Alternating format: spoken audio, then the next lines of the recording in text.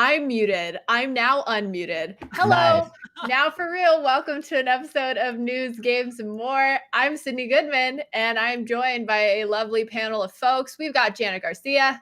Hey. Josh Dew. What up? And Tom Marks. Hello. Hello. I hope everyone's having a wonderful Tuesday. It is the Tuesday before having 2 days off later in the week, so feels something. It already feels really late in the week. Why does this week feel so long? It's only been like 2 days. Right? It does feel kind of long. But speaking of long, Phil Spencer had an interview with The Verge. Decoder podcast, I can only imagine, is a long podcast. There it is. Yep. There it is. Cool. No, but in all seriousness, Phil Spencer, the head of Xbox, had an interview with The Verge's Decoder podcast, and he was asked what was stopping Microsoft from releasing Xbox as an app on smart TVs that had the minimum hardware specification, and his response was nothing. Nothing is stopping Microsoft from doing that. He actually said, quote, "I think you're going to see that in the next 12 months. I don't think anything is going to stop us from doing that." Now, he didn't go into specifics at all, and he didn't necessarily confirm it, but it definitely sounds like something that is in the cards. And in the past, he has talked about the idea of an Xbox streaming stick similar to, what's the Amazon one? Fire Sticks? Right? Yeah. Mm-hmm. Where they plug into your TV. And that could be potentially used to stream games through xCloud. And it's not really clear if Microsoft is considering which approach to take or will take both of them. But Spencer did reiterate that he doesn't see streaming as the end of Microsoft's dedicated consoles, which I was happy to hear about because I just bought one. Yeah. You know, but he did say, quote, "I don't think these will be the last big pieces of hardware that we ship," in reference to the Series X and Series S. And he actually said that he sees the future as a hybrid of inbuilt computing power and streaming. Janet, how do you feel about like weeks after Xbox's new console coming out, the head of Xbox saying, well, within a year, we might just come up with another product? I'm here for the weird stream stick. I, for one, to welcome our streaming overlords. But in all seriousness, it doesn't really like bother or offend me or make me feel like I made a mistake. Admittedly, this is gonna, I'm sure people will get upset at me saying this, but it is my truth. I already regret buying my Series X. So there was not going to be new information that made me feel that way. And regret's kind of strong. Admittedly, I think if I didn't have it, I would want it because I'm broken within. But like now that I have it, like I really just haven't played anything on it. Like there's just not anything that I'm personally looking to play. So it has just been sort of sitting there as my new Xbox, and that's kind of it. And I think at this point, Microsoft has made it very clear that this is their model. Like they care about you playing their games, and they provide you different ways to play the games.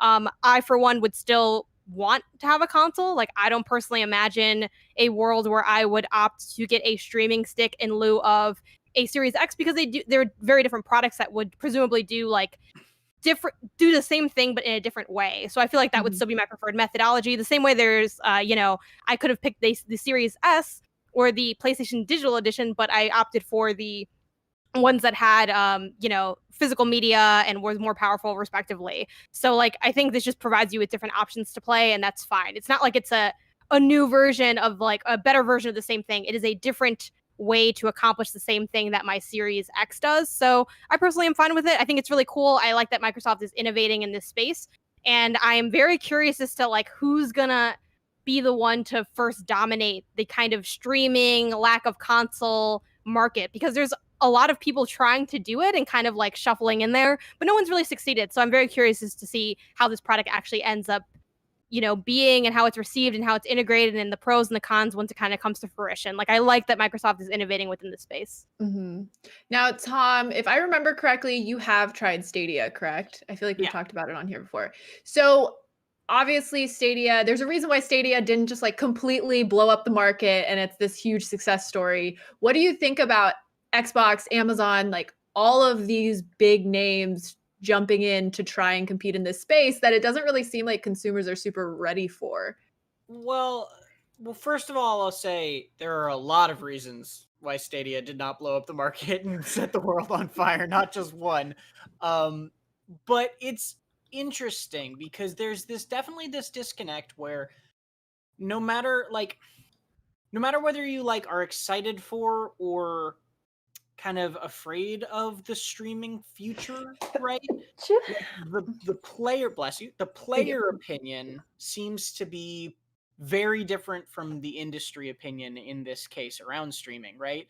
Like people, there's a lot of people who have data caps who can't even deal with this stuff. There's a lot of people who don't have good enough internet to run it at all. There's a lot of people who would just prefer physical media, right? There's a lot of that sentiment going around. Meanwhile, you have Amazon and Google and Microsoft and the biggest players, Nintendo even, all the biggest players in gaming, all investing in streaming and also all being very vocal for a number of years now, being like, this is the future, right? Like Ubisoft even, they don't make hardware, but Ubisoft is like, yeah, this is what we see as the future of gaming, is this streaming, like you'll just stream your games.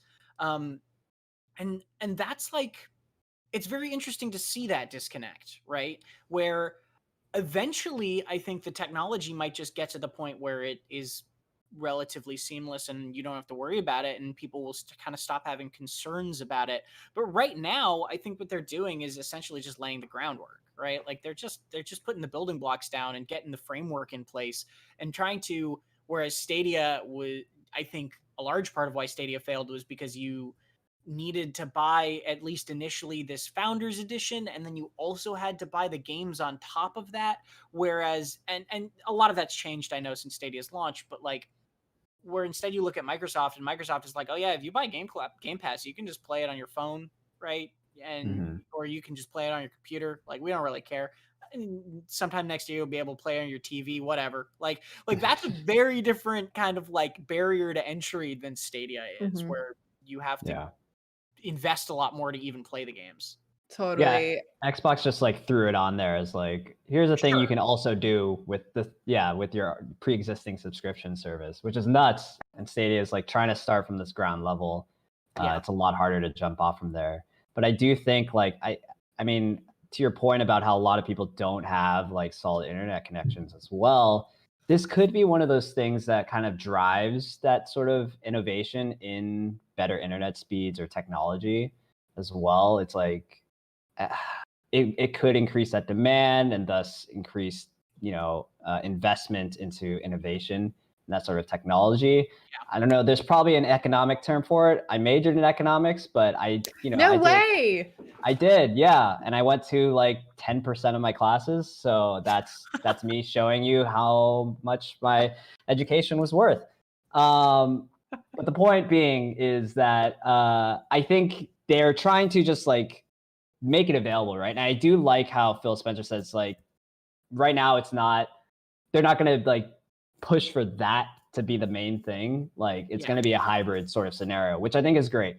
Like if you have the internet connection, great, you can do it. But as long as there's that option for people that don't have stable internet connections or have low data caps, I think that will be probably like a good step towards eventually moving towards everybody just streaming and cloud gaming, which I think would be great if internet speeds were, not an issue. Not an issue and like great for everybody and cheap for everybody. Yeah. So Janet, I know that you said even if you don't have an issue with Xbox offering an app, but it's not necessarily for you. Does anybody else, Tom and Josh, would either of you trade in your Xbox to play on an app? Not right now. But also, yeah. But in a year from now? I mean, well, like, this is the thing is, we still don't know what entirely this is going to look like, too, because Microsoft is still experimenting with all this stuff. Like, the phone version of xCloud and the phone version of their streaming stuff doesn't have access to every game. Like, I doubt that this app, even this theoretical app that would release within 12 months would be there to replace the Series X. I think that it probably wouldn't be able to play a lot of what the Series X would have available. At least at the start, right? Like that's what I was saying is like, this is really just like laying the groundwork for more and kind of scaling into this rather than just like kicking in the butt. This is how you have to play now. Yeah. That was not the B word I thought you were going to say. Josh, would you play Xbox on an app? I would do it if they like bundled it with an internet service that's like, oh, if you're playing through the app, it's unlimited. That's But interesting. if I have a cap, then it's just like, well, I don't know. Like, I don't want to rely on, I don't have to think about hitting a data cap while I'm playing games, you know? Yeah. So Janet, I don't know if you have a TV, I guess, do only smart TVs have apps? But do you use smart TV apps at all?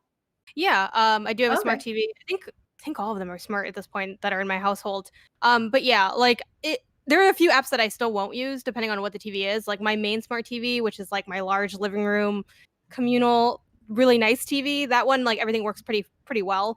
But on my personal TV, like I find like the Hulu app doesn't really just work as smoothly. Like it's kind of annoying to get to, so I'll like just play it off like my PlayStation, using that stupid media remote that I stole from my boyfriend. But like for Apple like Arcade, for instance, I'll use like the Apple TV and I'll like play through that. So I've definitely dipped into playing games like through a medium that isn't consoles and isn't PC and isn't like my phone, like kind of a less traditional or less used medium. And I found that it works pretty well. Like it does the whole and I think that's kind of what in a way Microsoft is going for with this, except it to be an app instead of a extra device that you need to like be able to do this. But like it has that like play anywhere, the save data carries over, so I can start a game on my phone for Apple Arcade and then play it on my Apple TV and play that same game on my Mac. So Apple already has a little bit of that innovation in this space, and yeah, I like it. I think it works pretty well. It is a few extra, the steps of like syncing the controller to your TV and stuff. I think parts of those are a little bit cumbersome.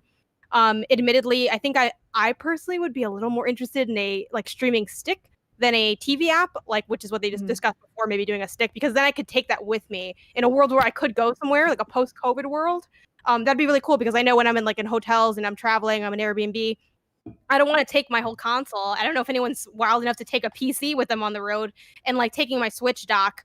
That's like the smallest gaming thing that I can easily carry with me, and even that's not, as small as I'd like. Like I've been dreaming of Nintendo doing a much more portable version of the dock just for those kind of use cases. So that's kind of where I land on that. I think it'd be really cool though, to that extent, if hotels and different places, like if this Xbox app actually ends up coming to fruition next year, if we see that at places like that, I think that'd be a really fun pull. I remember like way back in the day, didn't they do that with like, maybe it was the N64 or some other console, like they had like hotels that partnered. Like I'd like to see that kind of thing play in and kind of, help bring people into that Xbox ecosystem just because it's so easy.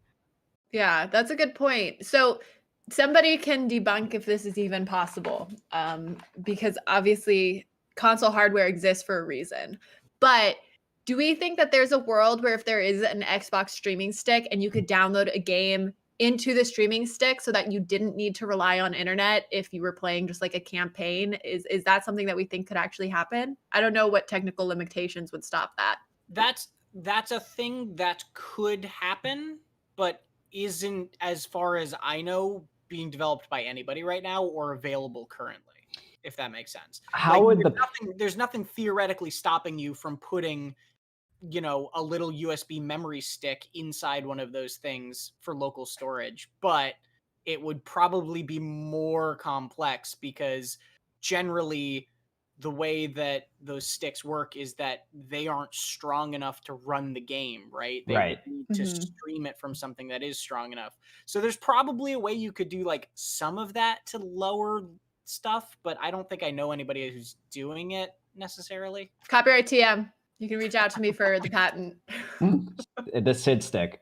The SID stick. There you go. I combine all of the knowledge from Google and Microsoft and Amazon into my stick. But because I'm just curious. I agree. I mean, Josh, I think that you laid out a potential solution, which would be if Microsoft or any of these cloud gaming services like somehow partnered with an internet service provider. But for me, the internet part is the biggest roadblock. So it'll be interesting to see what kind of solutions they come up with. But moving right along, in the same Verge interview that we just mentioned, Phil Spencer, our boy Phil Spencer, spoke out against what he calls tribalism in the industry, through which he was referring to console wars, which I feel like is what most of us call it. And so Phil Spencer, who heads up Microsoft's operation, already said that, goes as far as to say that that might be the only thing that could force him out of the games industry. And when he talks about the vocal core, he says, quote, that just really hates the other consumer products, Spencer says. That's just so off-putting to me. To me, it's one of the worst things about our industry. He says Microsoft's competition isn't actually Sony or Nintendo, but rather it is the biggest competitor, quote, is we have, sorry, I can't read. I'm going to start over. Quote, the biggest competitor we have is apathy over the products and services games that we build. And this is the first time he's called out console wars. DICE 2018, he called toxicity in gaming, quote, a threat to our entire industry, which I would agree with. But what are thoughts? I don't know, just general thoughts of console wars. Anybody want to stand up for it? Like pro, like is someone's that's pro. That's what I thought. Were you gonna say something? You can go ahead. I mean, the thing is, there's a difference between like console wars and like console comparisons. Like, you know, all the time on our own show here, Sid, you have asked us multiple times, PS5 or Xbox Series X, right? And it's fine to just like have a preference, but I think as with all things, too much of it is bad. I found it really interesting too that he's like, he doesn't see Sony or Nintendo as a competitor. And based on, you know, their business moves and where they're taking like Game Pass and all this stuff, it really does seem like he believes that. You know, at first I would be, if he said that like 10 years ago, I'd be like, you're an idiot. Like, you have to compete with these guys. But seeing as they are really trying to push out of that, and they are really trying to do something different and not just copying whatever PlayStation's doing, they're kind of, blazing their own trail here.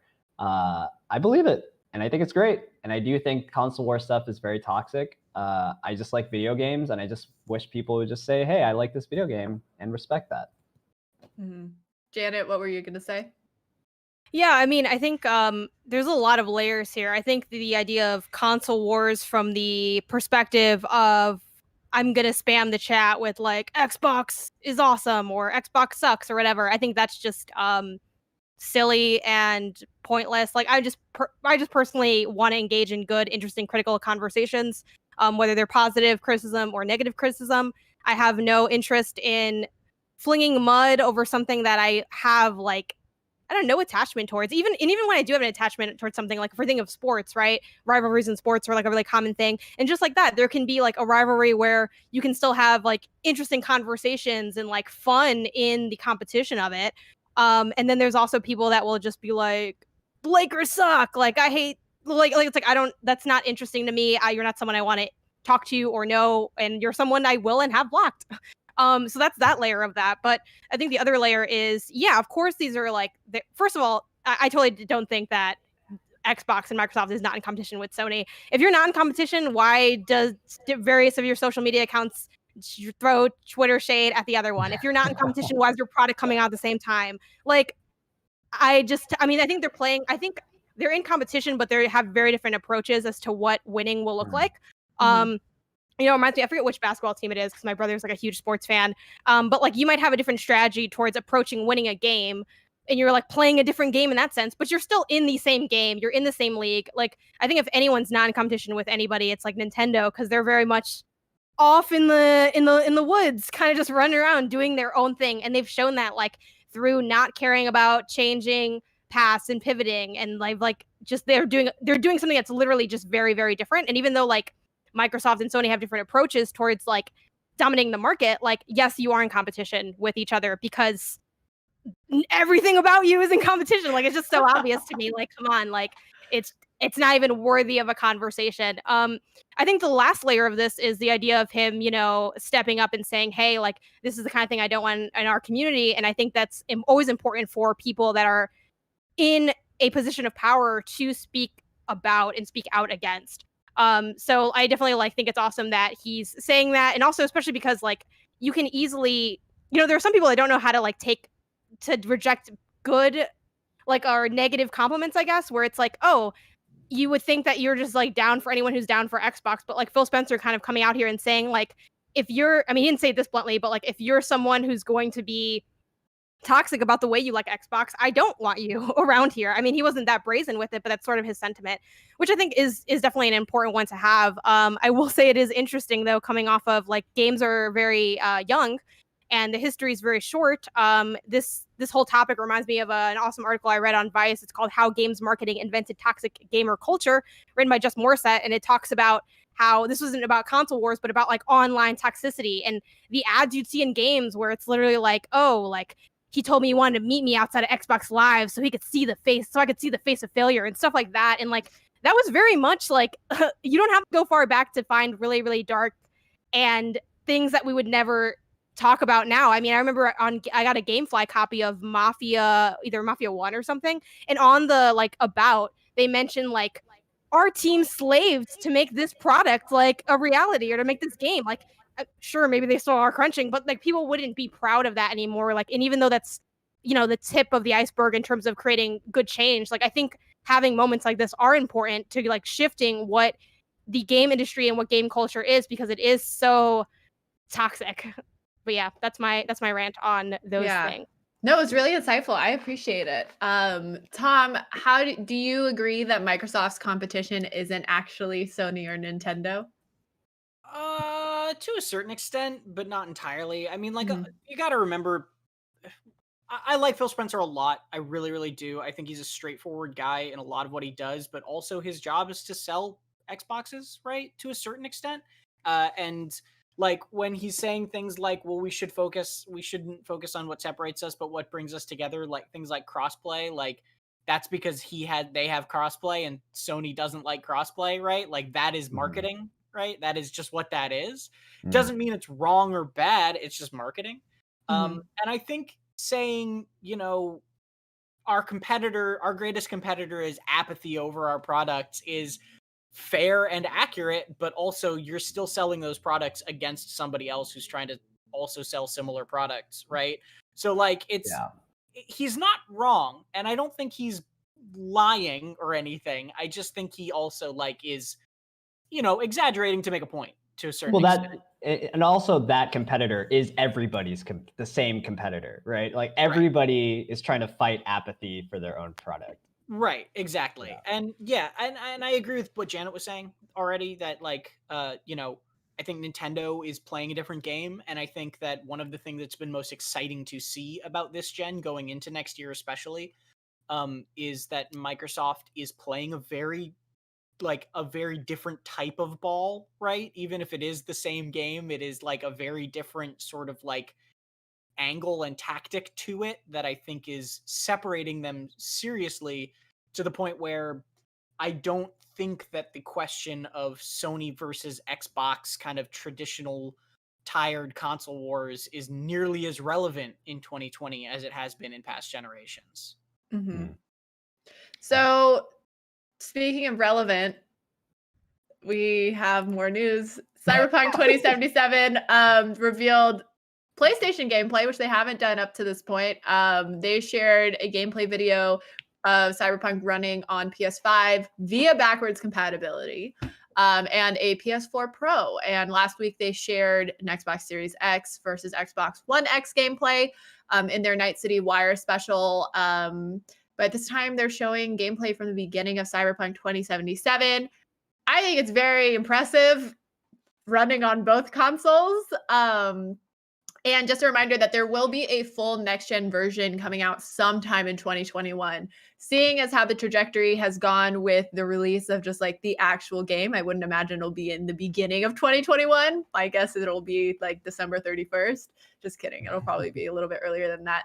But Tom, you're our resident. You have played Cyberpunk 2077. Do you want to give us a quick hit of, I don't know if Janet or Josh have specific questions, but what was the single most impressive thing when you played the game? Oh, wow. Yeah, so for those who don't know, real quick, while I stall to think about that in the background, I played 16 hours of Cyberpunk 2077. I won't spoil anything, but I played the first 16 hours of the game, which, you know, could be very different from somebody else's 16 hours of the game, because you can do a lot of different stuff in this game.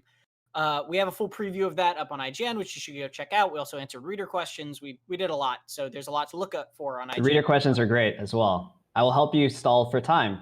In those 11 questions that he answered things like how's the driving, how's the combat, how's the pacing of the game, how does it compare to the pacing of Red Dead Redemption 2? Great stuff. Check it out. Tom did a great job. I think not at all stalling at all from that. I think probably what impressed me most about it was just sort of the freedom and the choice you had.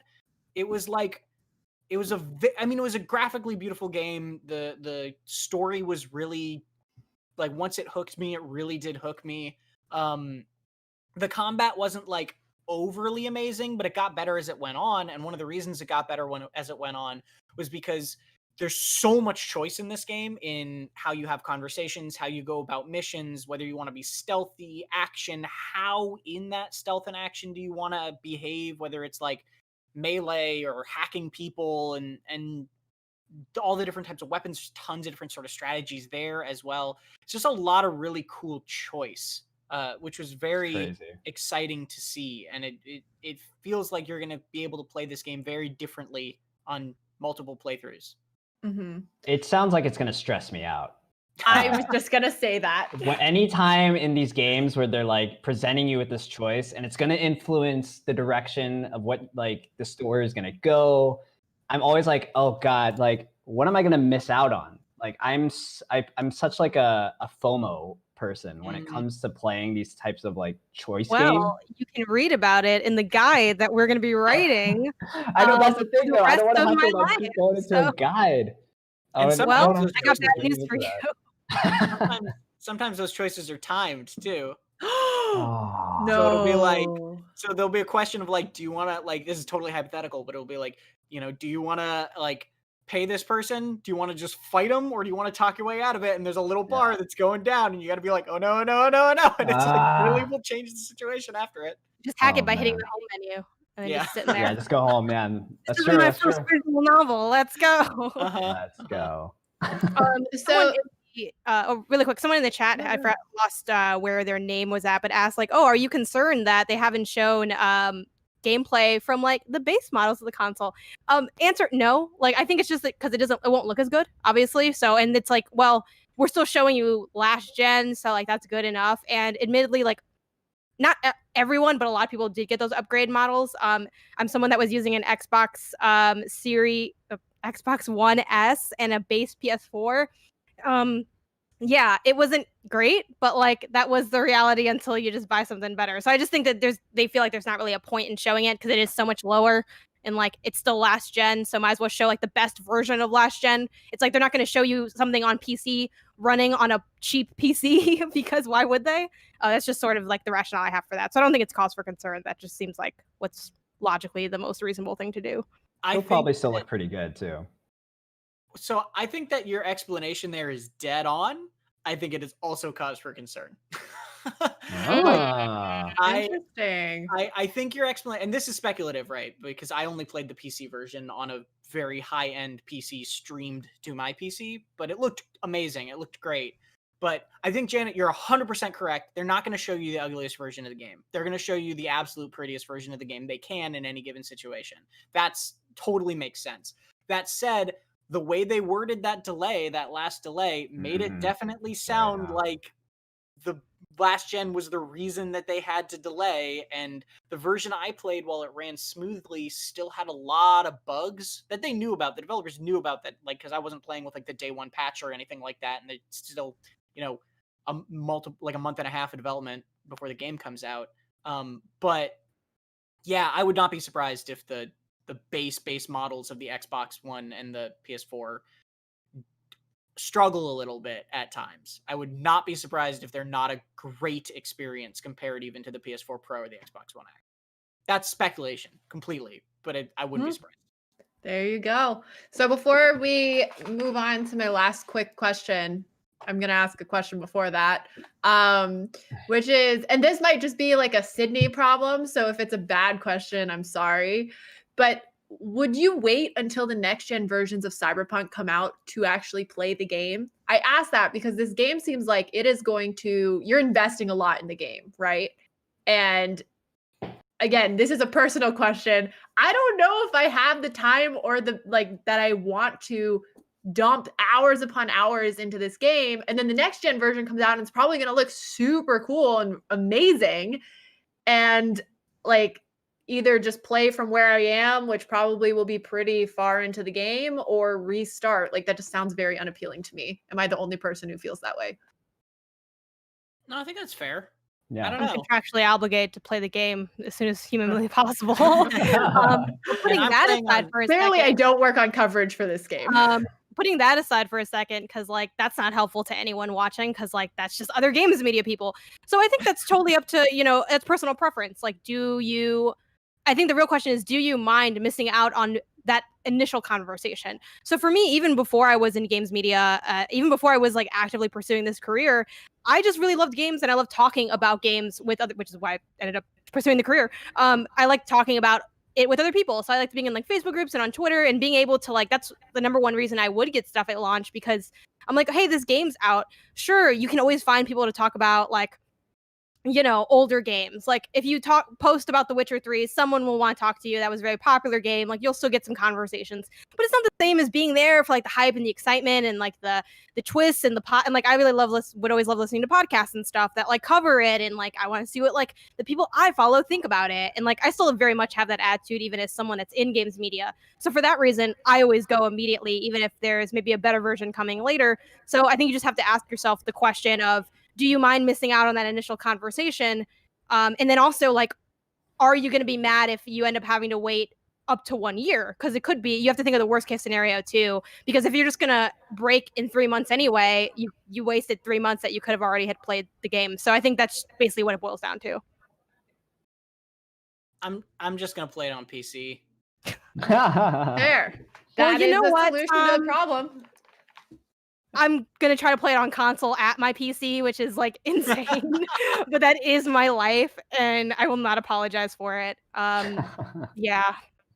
Josh, are you playing this right when it comes out? Oh, sorry. Go ahead, Tom. Real quick, what I will say at least is very fast is the footage of the PlayStation 4 Pro and the PS5 version looked really good to me, right? Like, I say that as somebody who has played on high settings on a PC, right? So like, it didn't look like it looks noticeably like lower texture, maybe here and there, that sort of thing, but it doesn't look like a bad game, right? No, not at all. I mean, and that's part of the reason why I'm like, I would be okay just playing it day one, because I'm like, dude, this looks pretty freaking great. Like, I don't feel like I'd be missing out on much. I'm not a huge like graphics guy. Like, I can't really tell the difference in the like minutia of like, I'm with you. when RTX is on or off. Like, I'm like, oh, they both look great to me. You like, gotta look at the puddles. Yeah. That's basically all it is. Like, Oh my gosh, is that what RTX stands for? What? Ray tracing? Or no, Does they're it? two different things. I think it's I think different, RTX right? is essentially their branding of ray tracing. Yes. Okay. Like their branding for ray What does tracing. it All stand in the for? reflections. I don't know. It's a cool, Really cool true extreme experience. graphics. Yeah. Experience. But I was playing Miles Morales on PS5, and like the first like half I was playing in fidelity mode, which is like the better graphics mode. And I was like, I wonder what performance mode is like. I switched to performance mode. I'm like, wow, this is great. Like, and then I switched back to fidelity mode. I'm like, this kind of sucks. Like, I don't really like this blurring now. And I couldn't tell the difference too much, like graphics wise. So I just stuck with performance mode. And honestly, with this new footage, PlayStation 5 versus PlayStation 4 Pro, yeah, again, they both look fantastic. And I think even if I somehow was playing the PlayStation 4 version by mistake or something on my PS5, like I probably wouldn't be upset. Yeah, that's a good way of putting it. Well, I asked the question, but I also can't really tell the difference for graphics. I just want to play a next-gen game on my next-gen console, which I really have yet to do. Well, that's not true. I've played Call of Duty. Whatever. Anyways, Call of Duty is great. Let's do a little round table before we say bye-bye. Janet, are you playing any games over Thanksgiving break, and what are you playing? Yeah, I'm playing a lot. Hopefully, if I stick to my own goals, I'm going to finish the Pathless. I'm trying to finish that today. Tomorrow, hopefully, I'm playing Half-Life Alyx because my cable for Oculus Quest should arrive Walmart says it arrived already, and I don't see it, so that's concerning. What's up, Walmart? I know you're watching. Where's my cable? Overcooked 2, because Thanksgiving, and also I'm playing through that campaign. Spelunky, Demon Souls, Kentucky Route Zero, Crash 4, and Ghost Runner are all games I'm trying to spend time with because I need to play everything before Cyberpunk comes out. Like, this is pre-gaming Cyberpunk. If you can't sit there and game the entire day, like, it's not going to get done. Like, Tom's first 16 hours, there's more? No, it's gonna be a long It's time. scary. I have to transcribe that 16 hours. It's not like I can just play it. It's like, then you go straight, walk this way. To your right, you'll see it's gonna be a whole thing. So yeah, that's me prepping for that. That's what I plan to play. We'll see if I actually end up playing it or if I just wallow in food. Hey, both options sound good. Josh, what are you playing? I've been playing Assassin's Creed Valhalla. I kind of want to just play enough to like have an opinion on it. I'm not like hooked on it yet. I've been playing it for maybe 4 or 5 hours, and it just feels very like empty right now. That's my initial impression, but I kind of want to get back into the main story and see where it goes. I will also try to plug it into some Tony Hawk Pro Skater and see if I haven't played it yet, and I haven't played a Tony Hawk since I was in middle school, so I'll see if I'm a better skater, virtual skater. And Overcooked 2 for me as well. My girlfriend got it. She's living in Indonesia right now, and we're playing it together, and it's great because she's not great at video games, but she's all right at cooking. And this, it's working out.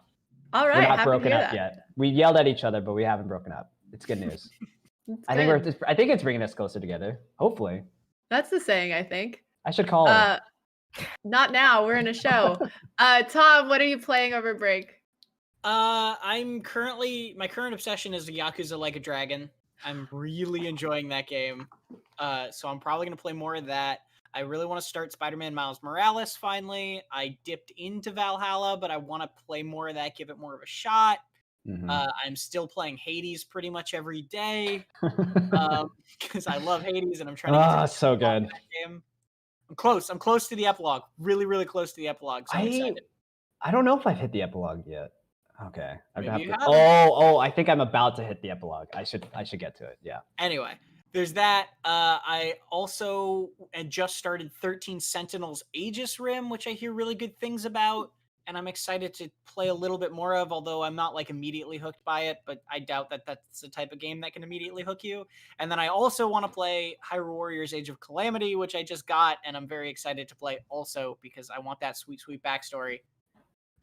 Wow, all of you are very ambitious. I will be playing Call of Duty. I've been playing since it came out. I've been playing a little bit of League, and actually I do want to start Yakuza. That's my stretch goal. But anyways, that's it from all of us. I'm going to be completely honest, should have checked this before, but I don't know that we're having another episode tomorrow. Probably Can anybody answer that question? We are not. We are not. We will not be here tomorrow. We're going to be gone Wednesday, Thursday, Friday. We'll be back next Monday. So I hope you all have a wonderful holiday. Stay safe. Don't eat too much and get yourself sick, or eat too much and sleep. I don't know. But just have a good time. And thanks so much for tuning in. We'll see you all next time. Bye-bye. Wear a mask, please.